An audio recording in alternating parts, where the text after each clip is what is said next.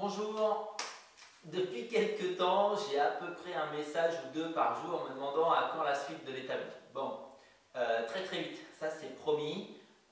J'ai été en fait un peu débordé. Vous voyez que le cadre a changé, mon panneau à outils il est toujours là, c'est toujours le même, sauf que l'établi est tourné dans l'autre sens.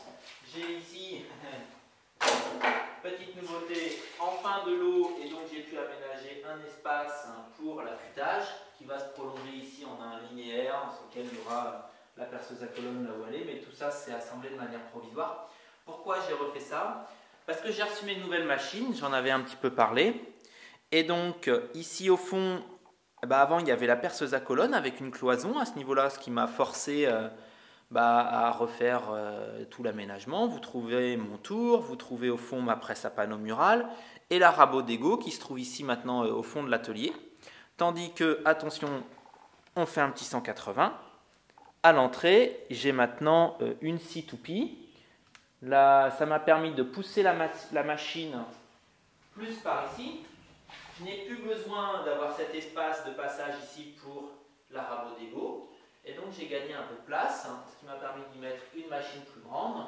Vous voyez les taches de bombe, j'ai dû retourner le sens d'ouverture de la porte. Je vais quand même un petit peu vous parler de l'établi aujourd'hui, et en particulier, pour vous expliquer mon idée, je vais utiliser ma vieille presse et cette planche.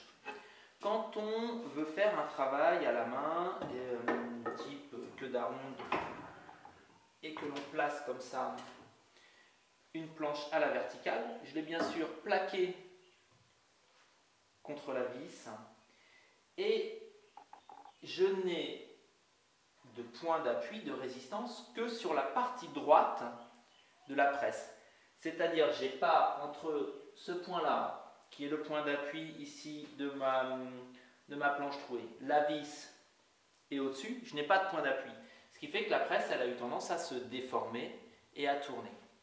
Sur les établis anglais, qui sont beaucoup plus légers et qui ont besoin, pour avoir plus de stabilité, d'avoir des presses inclinées.